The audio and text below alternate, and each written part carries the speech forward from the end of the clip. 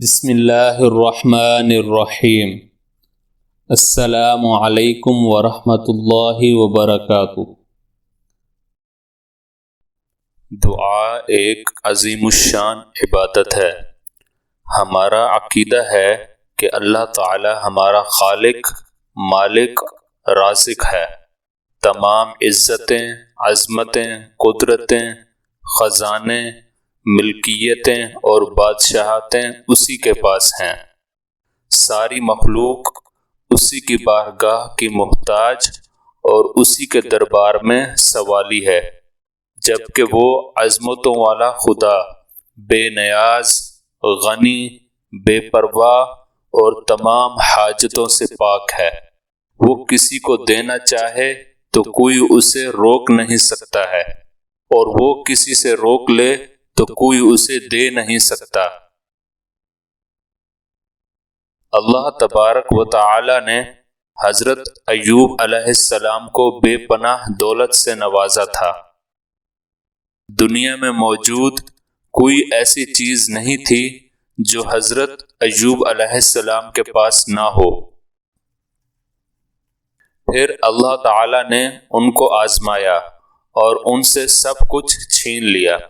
ان کی بہت ساری اولاد تھی اور ساری ایک ایک کر کے فوت ہو گئی۔ وسیع و عریض رقبے پر ان کی فصلیں جل کر راکھ ہو گئیں، اور اللہ نے ان کو بے شمار بیماریاں لاحق کر دیں۔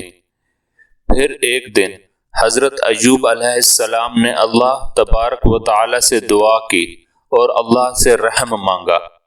قرآن مجید کی سورۃ الانبیاء میں اللہ پاک فرماتا ہے، وَأَيُّوبَ إِذْ نَادَى رَبَّهُ أَنِّي مَسَّنِيَ الضُّرُّ وَأَنْتَ أَرْحَمُ الرَّاحِمِينَ۔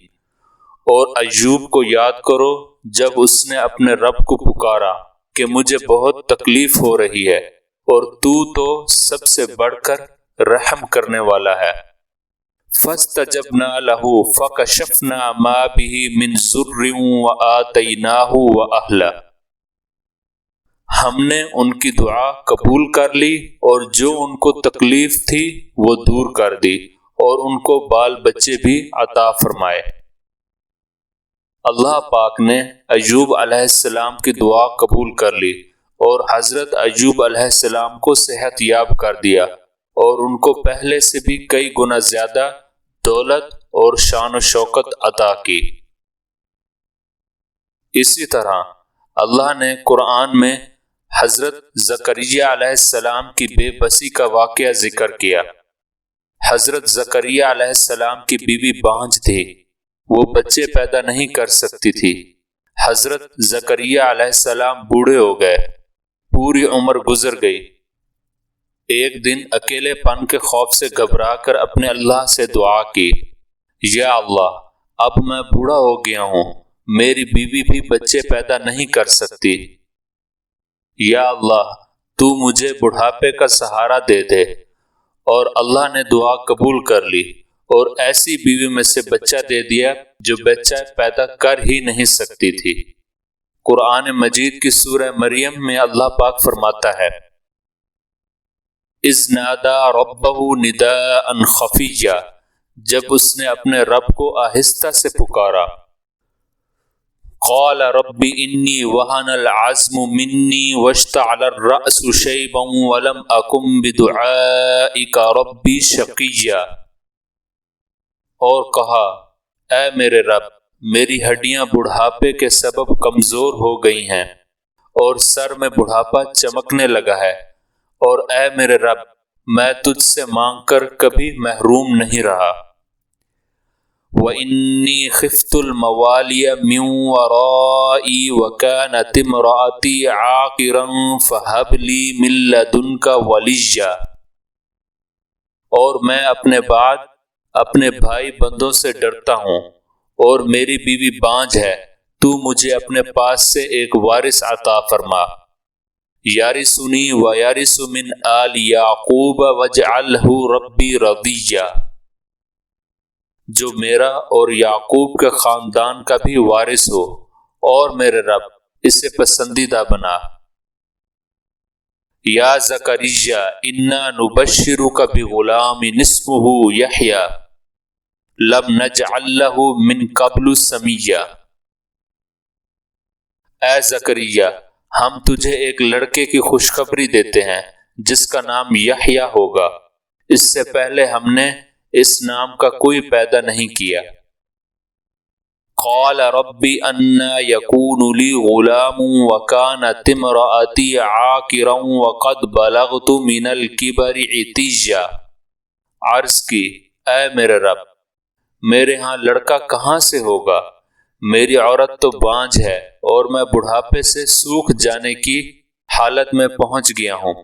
قال کذالک قال ربک هو علی ہین وقد خلقتک من قبل ولم تک شیئا۔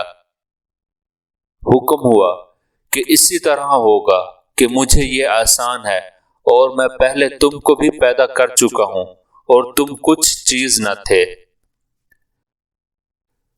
پھر قرآن میں اللہ تعالیٰ نے حضرت یونس علیہ السلام کا واقعہ ذکر کیا کہ جب وہ مچھلی کے پیٹ میں گئے تو بے بسی کا یہ عالم تھا کہ قرآن کہہ رہا ہے کہ وہ 3 اندھیروں کے پیٹ میں تھے، ایک رات کا اندھیرا، دوسرا سمندر کے نیچے گہرائی کا اندھیرا اور تیسرا مچھلی کے پیٹ کا اندھیرا۔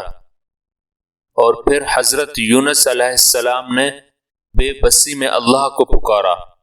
قرآن مجید کی سورہ انبیاء میں اللہ پاک فرماتے ہیں وَظَنُّونِ إِذْ ذَّهَبَ مُغَاضِبًا فَظَنَّ أَن لَّن نَّقْدِرَ عَلَيْهِ فَنَادَىٰ فِي الظُّلُمَاتِ أَن لَّا إِلَٰهَ إِلَّا أَنتَ سُبْحَانَكَ إِنِّي كُنتُ مِنَ الظَّالِمِينَ۔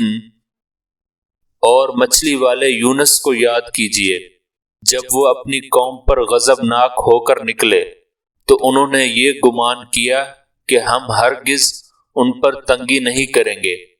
پھر وہ اندھیرے میں خدا کو پکارنے لگے کہ تیرے سوا کوئی معبود نہیں، تو پاک ہے، بے شک میں قصوروار ہوں۔ فَاسْتَجَبْنَا لَهُ وَنَجَّيْنَاهُ مِنَ الْغَمِّ وَكَذَلِكَ نُنجِي الْمُؤْمِنِينَ۔ تو ہم نے ان کی پکار سن لی اور ان کو غم سے نجات بخشی، اور ہم ایمانداروں کو یوں ہی نجات دیا کرتے ہیں۔ اللہ پاک فرما رہے ہیں ہم نے یونس علیہ السلام کی دعا قبول کر لی اور ان کو وہاں سے نکالا جہاں سے نکلنے کے سارے راستے بند تھے۔ اللہ پاک نے یہ واقعات قرآن میں اس لیے ذکر کیے کہ میرے بندو مجھ سے کبھی نہ امید نہ ہونا۔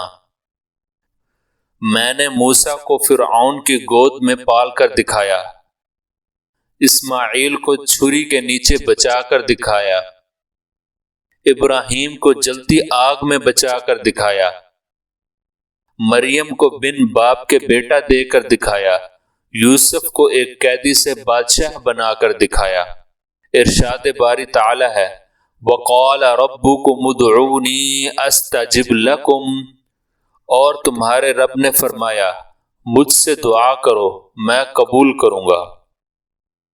حضور صلی اللہ علیہ وسلم نے فرمایا کہ دعا مومن کا ہتھیار ہے اور آسمان و زمین کا نور ہے۔ حضرت عبداللہ بن عمر رضی اللہ تعالی عنہ فرماتے ہیں رسول اکرم صلی اللہ علیہ وسلم کا ارشاد پاک ہے جس شخص کے لیے دعا کا دروازہ کھولا گیا یعنی دعا کی توفیق دی گئی، اس کے لیے گویا رحمت کے دروازے کھول دیے گئے، اور جو چیز اللہ سے مانگی جاتی ہے ان میں سب سے زیادہ اللہ کے نزدیک پسندیدہ عافیت ہے۔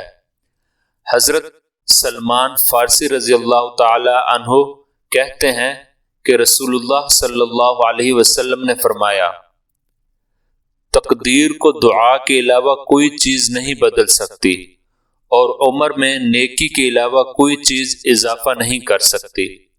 ایک اور جگہ آپ صلی اللہ علیہ وسلم نے ارشاد فرمایا جو شخص یہ چاہے کہ اللہ تعالیٰ اس کی دعا سختیوں اور مصیبتوں کے وقت قبول فرمائے، اس کو چاہیے کہ وہ بدحالی اور خوشحالی میں بھی کثرت سے دعا مانگا کرے۔ دعا ہمیں مایوسیوں سے نجات دلاتی ہے، اس لیے ہمیں اللہ تبارک و تعالی سے ہر وقت مانگتے رہنا چاہیے۔ اللہ کے لیے کیا مشکل ہے؟ اللہ کی ذات تو وہ ہے جو ناکامیوں میں بھی کامیابی پیدا کر سکتی ہے۔ اللہ پاک ہم سب کو اپنی شان کے مطابق دعا مانگنے کی توفیق عطا فرمائے اور ہماری جائز اور نیک تمناؤں اور آرزوؤں کو قبول فرمائے، آمین۔